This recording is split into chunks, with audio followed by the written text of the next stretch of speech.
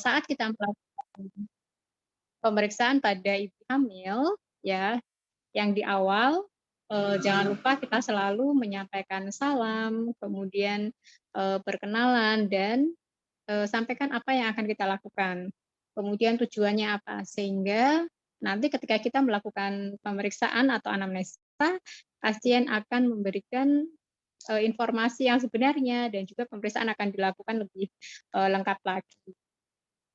Nah, ketika di awal kita menemukan ada pasien yang dia ada keluhan untuk keputihan, di mana keputihannya mengarah ke abnormal, jadi ada perubahan bau, ada perubahan warna, timbul rasa gatal, kemudian timbul, rasa panas juga. Nah, di sini nanti kita harus mengarah atau usahakan kita melakukan pemeriksaan genitalia pada ibu. Karena, tidak hanya ke herpes simplex aja, tetapi juga infeksi menular seksual yang lain seperti ada sifilis, kemudian ada juga, kandidiasis ya.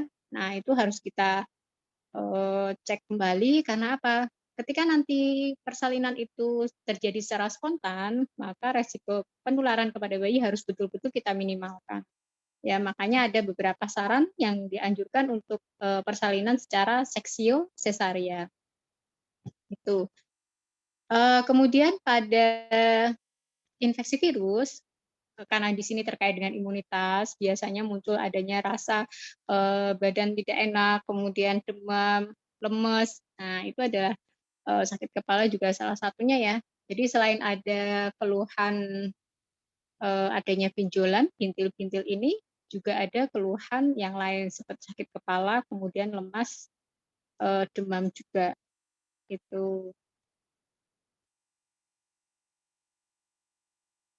Untuk pemeriksaan, ini ya, penunjang, jadi kita tidak hanya melakukan pemeriksaan fisik, tetapi kita juga melakukan pemeriksaan penunjang untuk mengetahui mulai dari virus yang, menyerang si pasien, ya, yang terkena, karena di sini untuk, herpes simplex ini juga jenisnya bermacam-macam, ada HSP1, ada HSP2. Kemudian nanti juga kita bisa, melakukan pemeriksaan untuk, imunoglobulinnya. Jadi, imunoglobulin yang akan tampak tinggi adalah imunoglobulin G. Berarti di situ ada satu proses infeksi, kemudian tubuh sudah menyiapkan antibodi. Nah, kalau untuk yang pemeriksaan ini adalah, kita membuat kita mengambil ya sampel dari tubuh pasien di sini, kemudian akan kita beri warna dulu, ada pengecatan, pengecatan gramnya, kemudian setelah dilakukan pengecatan baru bisa dibaca oleh, eee, di sini berarti ahli PA ya, patologi anatomi, di bawah mikroskop, nah nanti baru ketahuan sebenarnya sel-sel yang ada di situ apa aja. Kemudian ya beberapa masa inkubasi ada yang menyampaikan 4 hari, ada juga yang sampai 8 hari untuk penyakit, masa inkubasinya. Ada gejalanya, tadi ya intinya adalah ada bintil-bintil dulu, kemudian dia bisa juga pecah, disertai dengan adanya gejala yang lain seperti sakit kepala, lemas, pegel-pegel. Nah, karena di situ ada luka, pasti pada saat ibu berkemih dia akan mengeluh adanya nyeri atau panas ya, karena di situ ada, luka kalau misalkan ini ada yang pecah bintil-bintilnya. Oke, di sini ada patofisiologi juga, untuk herpes genitalis, paling sering dia menyerang di usia reproduksi ya, jadi yang dia aktif secara seksual. Makanya ketika seseorang itu terkena herpes genital, dia juga ada kemungkinan resiko untuk mengalami HIV atau AIDS. Oke, untuk pemeriksaannya, eee, tidak hanya ini ya, Zinc test, imunoglobulin bisa, kemudian yang tes serologi itu bisa untuk mengetahui jenis virusnya. Kemudian ya untuk tata laksana sebenarnya kita harus lihat ke, kehamilan juga. Oke, itu untuk yang kelompok.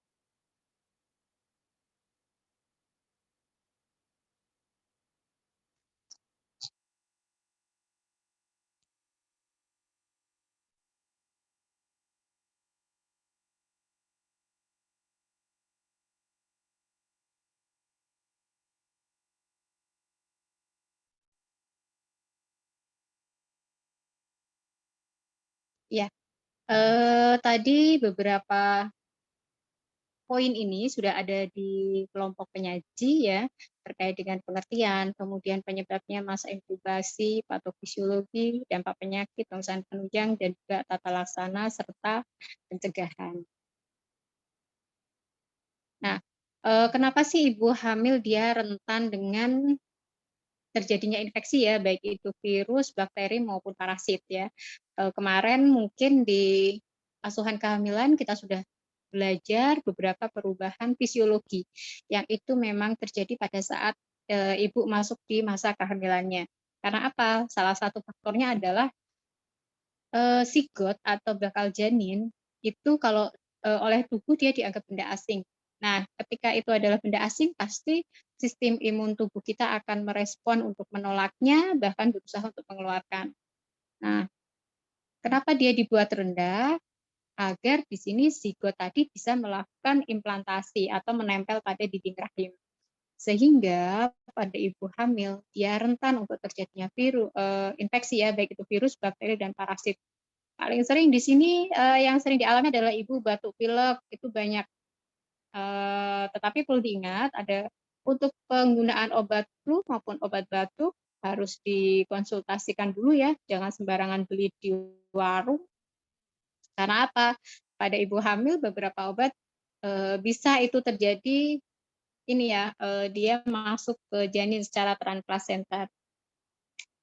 Kemudian beberapa infeksi menular seksual akan memberikan efek yang signifikan selama kehamilan.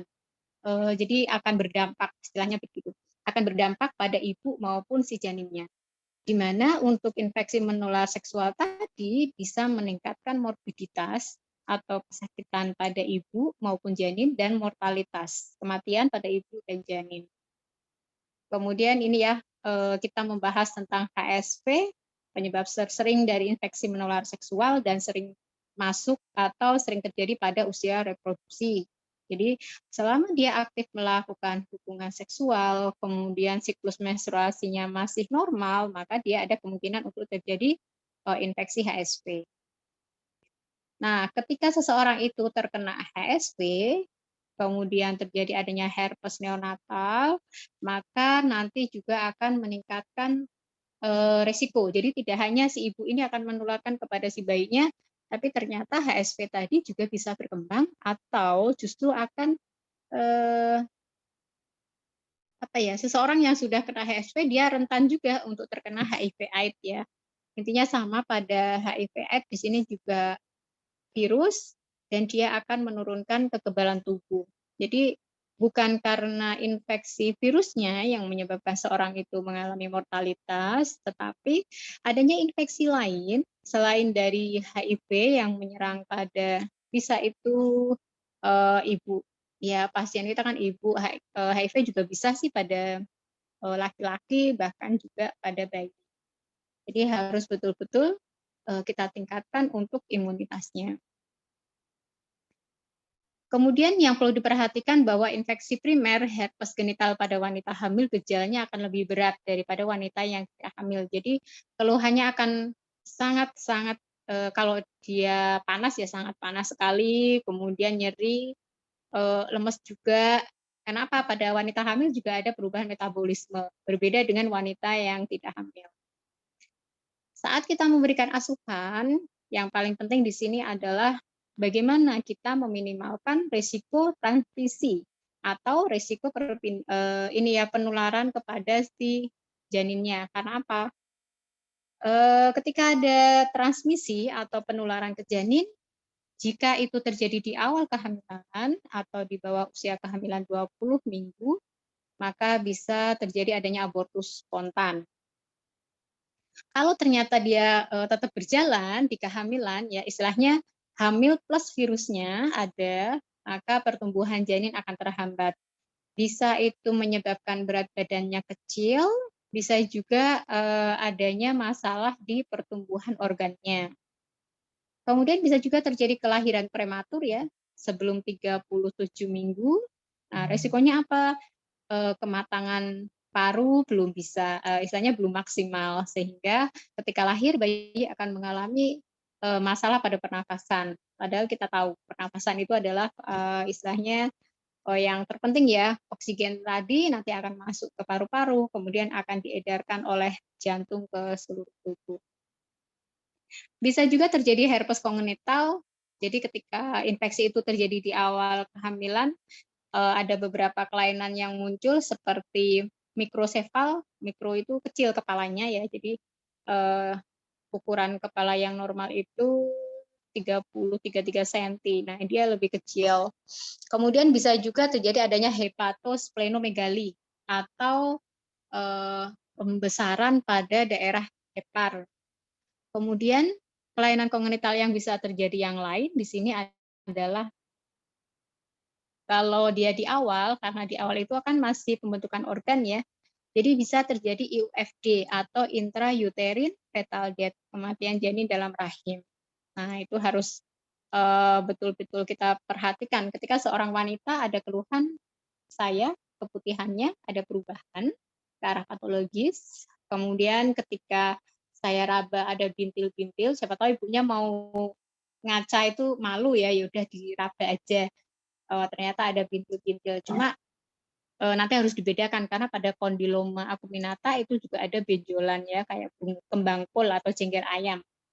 Makanya nanti harus kita pastikan dengan pemeriksaan fisik, nggak cuma hasil cerita ibu saja.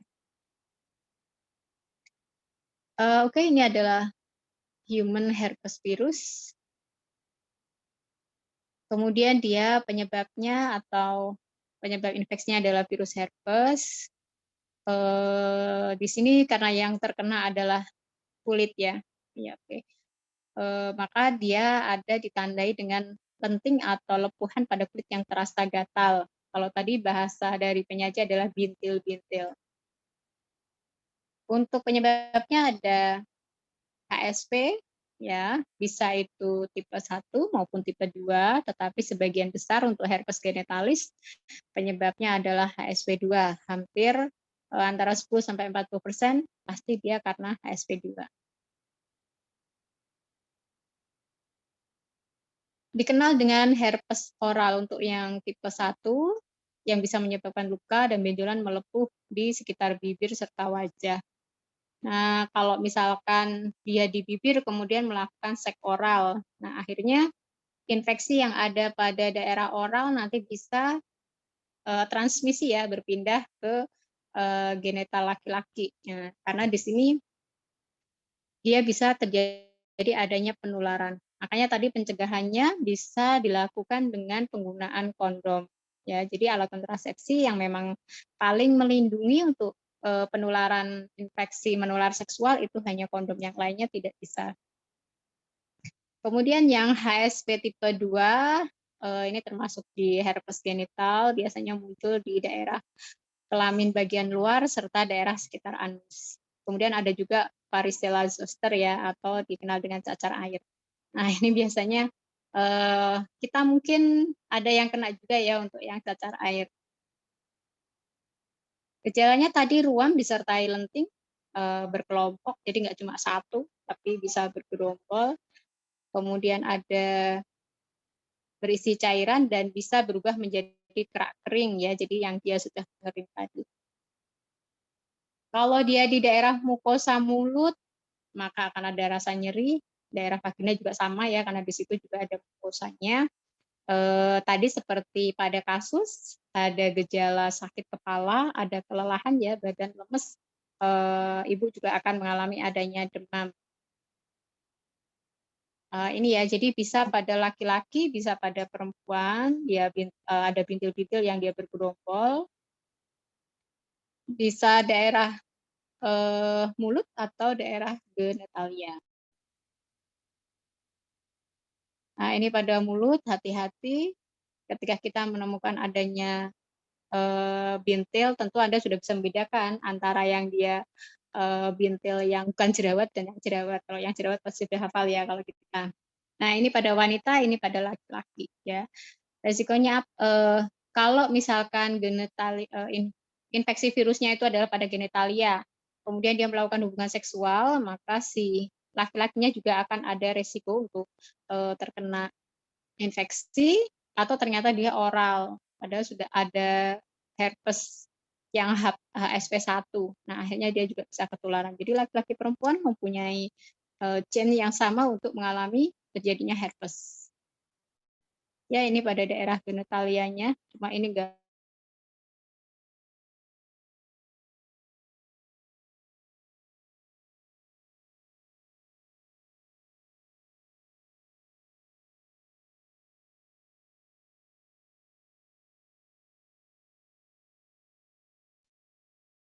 gambarannya. Makanya untuk memastikan nanti kita bisa melakukan pemeriksaan penunjang ya. Apakah terbentuk adanya imunoglobulin G, kemudian juga serologi virusnya seperti apa, apakah dia HSV1 atau yang HSV2. Di perut ibu nih sampai banyak sekali. Nah, perkembangan untuk yang herpes ini sebenarnya ada 4 fase ya, ada fase primer, kemudian ada fase yang non-infeksi, yang dia asimptomatik, dan ada yang kekambuhan. Jadi misalkan ada ibu hamil trimester 1 kena, maka ada kemungkinan pada trimester ketiga dia juga mengalami adanya keluhan lagi, ya, rekuren kekambuhan. Pada fase yang asimptomatik biasanya memang tidak menunjukkan gejala, tetapi di situ virus masih ada ya kalau kita melakukan pemeriksaan. Pada kehamilan hati-hati ya karena resiko gejala yang dirasakan ibu lebih besar, lebih parah daripada yang tidak hamil, kemudian bisa menularkan kepada anak yang dikandungnya, kemudian di daerah genitalia pasti akan menimbulkan ketidaknyamanan mulai dari gatal, nyeri, terbakar, bahkan muncul adanya keputihan yang tidak normal atau berbau. Makanya di awal waktu kita menanyakan siklus menstruasi, apakah ibu siklus menstruasinya normal ya, dalam arti tiap bulan rutin, 28 atau 30 siklusnya. Kemudian ada pada saat awal menstruasi itu kapan, ada dismenor atau tidak, karena ada beberapa dismenor yang itu bisa mengarah ke kondisi patologi pada organ reproduksi. Kemudian sambil kita tanya apakah ada keluhan keputihan pada saat kehamilan ini. Nah, kalau dia tidak ada rasa gatal, tidak ada rasa nyeri, tidak ada benjolan, dan warna maupun bau dari keputihannya itu normal, berarti kita mengarah ke perubahan fisiologi pada ibu hamil. Karena peningkatan hormon estrogen, kemudian sekret pada mukosa serviks meningkat sehingga terjadi adanya keputihan atau kita sebut dengan leukore. Tapi kalau sudah ada perubahan, nah berarti ada masalah. Pada daerah genitalia, oke, pada bayi ya nanti ketika misalkan di trimester ketiga baru kena. Nah, itu kan jarang menimbulkan ke herpes kongenital ya. Tetapi kita perlu hati-hati. Pada saat bayi tadi melewati jalan lahir, di mana di situ ibu ternyata mengalami adanya infeksi herpes, maka kemungkinan risiko penularannya juga ada. Makanya disuruh dengan seksio cesaria, ada yang syarat. Ya, pada trimester 1 atau infeksi primer ya, hati-hati kemungkinan terjadinya abortus, BBLR atau berat badan lahir rendah, kelahiran prematur, pertumbuhan janin terhambat. Tapi kalau pada trimester ketiga, ini adalah terkait dengan risiko infeksi herpes kongenital ya. Nah, di sini kalau ibu terkena pada trimester ketiga, di mana ibu untuk pembentukan antibodi khususnya imunoglobulin G itu belum maksimal sehingga bayi dia belum punya kekebalan. Berbeda dengan yang sudah dikena di trimester 1 atau trimester 2, ibu sudah terbentuk antibodinya, imunoglobulin G-nya, kemudian bisa terjadi pengiriman ke bayi ya melalui tenan plasenter sehingga bayi sudah mempunyai adanya imunoglobulin. Oke, ini untuk angka rekurensi ya pada ibu hamil akan lebih tinggi pada wanita yang tidak hamil. Nah, makanya ibu hamil itu ternyata complicated sekali sehingga tidak salah ya kalau di agama Islam kedudukan ibu itu luar biasa. sampai disebut 3 kali seperti itu. Kemudian ya tadi untuk memberikan kekebalan pada bayi yang dikandungnya ya, kalau dia sudah terkena pada trimester 1 atau trimester kedua. Wanita dengan herpes genital 25% akan mengalami infeksi kembali ya, ini namanya rekuren. Jadi terjadi infeksi lagi ke kambuhan. Kemudian jika muncul pada saat perkawinan, maka resiko terjadinya herpes neonatal pada bayinya akan lumayan dari 2% sampai 5%. Berarti bayi tetap ada resiko untuk mengalami adanya herpes. Herpes kongenital sangat jarang karena berlangsung in utero dan menjadi herpes neonatal jika muncul lesi lebih dari 48 jam setelah lahir. Jadi kalau kita menanganinya dengan baik, maka untuk kemungkinan terjadinya herpes kongenital bisa kita minimalkan seperti itu. Pada bayi ya, gejala yang bisa muncul mulai dari infeksi pada daerah kulit, mata maupun mulut. Hati-hati kemungkinan infeksi itu juga menyerang pada daerah susunan saraf pusat ya, sehingga terjadi adanya ensefalitis. Bisa itu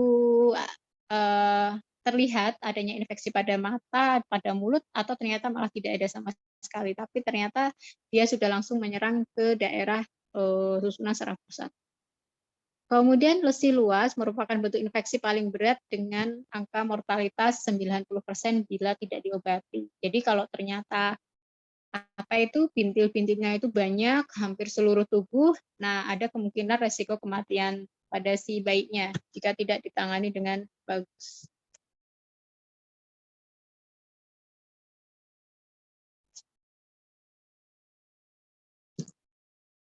Oke ya, ini tadi bisa itu pada daerah mata, kulit juga,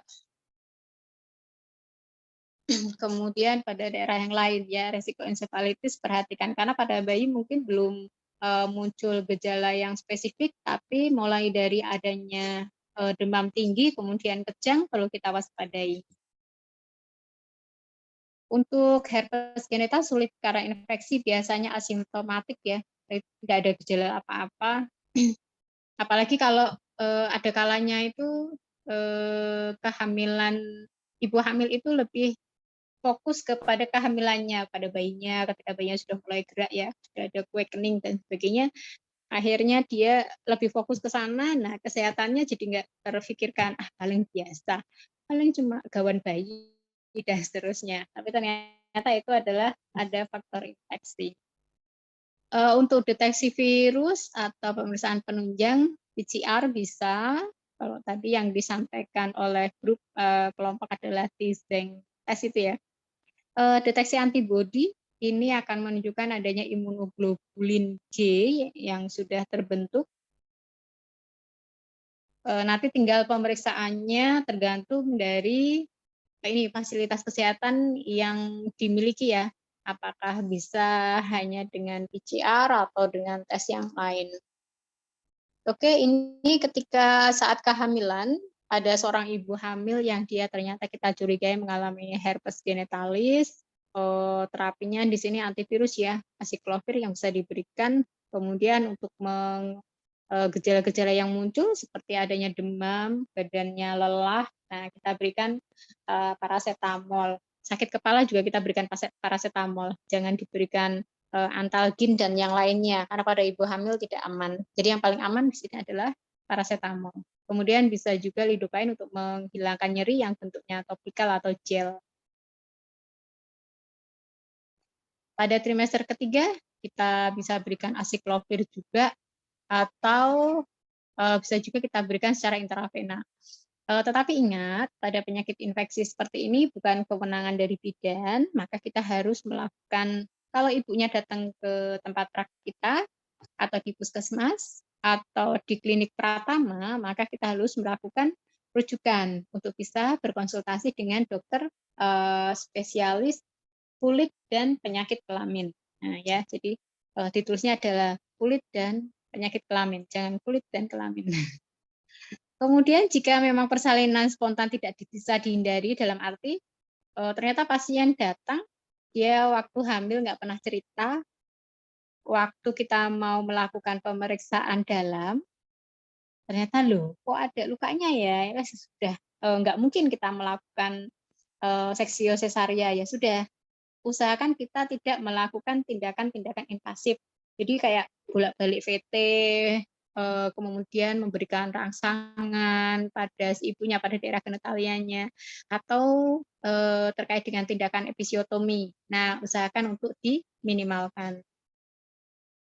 Terkait dengan apakah ini infeksi primer atau rekuren, ada kalanya kita juga akan mengalami kesulitan, apalagi ternyata pasien tidak ini ya kooperatif saat memberikan data. Tadi untuk pemeriksaan antibodi, nah ini yang kita gunakan adalah imunoglobulin yang G. Untuk rekuren atau kekambuhan ya, beritahu pasien jika memang ternyata dia, "Loh, kemarin saya sudah kena infeksi, sudah diterapi kok sekarang muncul lagi." Nah, kita sampaikan ya terkait dengan kemungkinan resiko pada janinnya, kemudian biasanya akan berlangsung lebih pendek dan sembuh dalam waktu 7 sampai 10 hari tanpa terapi antivirus. Karena apa? Kalau yang rekuren berarti sudah ada antibodi yang dibentuk oleh tubuh. Jadi ketika ada infeksi yang datang, dia sudah lumayan mengenali. Baik itu misal gini, ada kalanya mungkin infeksi yang pertama HSV1, yang kedua terkena yang HSV2 atau sebaliknya. Tetapi intinya tubuh sudah membuat satu antibodi untuk yang herpes. Jika rekuren tadi terjadi pada trimester ketiga, bila tidak ada lesi, ya tidak ada luka seperti itu, maka boleh dilakukan persalinan pervaginam, nggak usah PCR lagi. Kalau kita sekarang sistemnya swab swab ya hidungnya. Nah pada kehamilan, nah ini harus kita lakukan pemeriksaan untuk ngecek. Tapi kalau itu hanya kambuhan, boleh tidak dilakukan PCR. Wanita hamil yang memiliki riwayat herpes genital rekuren dan memiliki lesi yang akan menjalani SC, ya seksio sesaria, maka tetap kita berikan untuk antivirusnya, yaitu asiklovir 3 kali 400 mg sejak usia kehamilan 36. Ya. Apalagi yang ternyata ibu punya riwayat SC, kan berarti kita sudah paham, oh ibu enggak pasti besok SC lagi. Ketika memang ada KPD, kalau untuk KPD sebenarnya ada dua ya tindakannya. Ada tindakan konservatif, ada juga yang aktif ya, dalam arti memang harus seksio, kita sudah tidak bisa menunda lagi karena ketubannya sudah habis atau tinggal sedikit, karena ketuban itu adalah sebagai oli agar bayinya bisa meluncur dengan lancar. Tapi kalau ternyata ini sedikit, maka nanti akan berisiko di persalinannya lama. Seperti itu. Kemudian berikan profilaksi kortikosteroid karena ini digunakan untuk kematangan paru janin. Resiko terjadinya asfiksia atau bayi gagal nafas juga cukup besar pada kehamilan yang kurang dari 37 minggu atau berat badannya kecil. Kemudian untuk saat persalinan ya, cek dulu apakah bisa dilakukan secara pervaginam atau harus secara seksio sesaria. Tetap berikan asiklovir ketika itu persalinannya pervaginam. Tadi yang SC juga tetap kita berikan ya. Ada ketentuannya sejak dari 36 minggu. Persalinan pervaginam sebisa mungkin dihindari. Nah, tadi karena resiko bayi pada saat melewati jalan lahir untuk tertular itu akan lebih besar juga. Nah, perlu diperhatikan untuk pemberian asiklovir karena ini juga tidak kita rekomendasikan pada ibu hamil, tetapi karena obat ini akan memberikan kesembuhan yang bagus daripada risikonya, maka akan tetap diberikan. Tetapi tadi terkait dengan dosis, kemudian pemantauannya harus terus kita lakukan ya, kita berkoordinasi baik itu dengan dokter SPOG, kemudian dokter penyakit kulit dan, kelamin. Ini untuk yang bayinya, nggak perlu ya di-swab-swab kasihan, ada kalanya tidak perlu dilakukan terapi juga, sampai diberikan asiklovir, tetapi, mungkin seperti salep ya, untuk biar lukanya kering, kemudian menjaga kebersihan itu yang paling penting. Perhatikan juga, kita memberikan Penkes atau edukasi pada orang tua, jadi beritahu nanti kalau di rumah apa yang harus diperhatikan, kapan harus dirujuk kalau ada, tanda-tanda kegawat daruratan. Nah ini untuk bayi yang dia mengalami adanya, herpes ya. Jadi bisa itu di daerah mulut, kemudian mata, atau kulit, atau bisa juga malah seluruh tubuh. Tadi kalau yang, hampir seluruh tubuh, kemungkinan terjadinya kematiannya adalah 90% untuk, bayi baru lahir. Mungkin itu, tambahan dari saya, monggo jika ada yang mau ditanyakan atau mau klarifikasi dipersilahkan.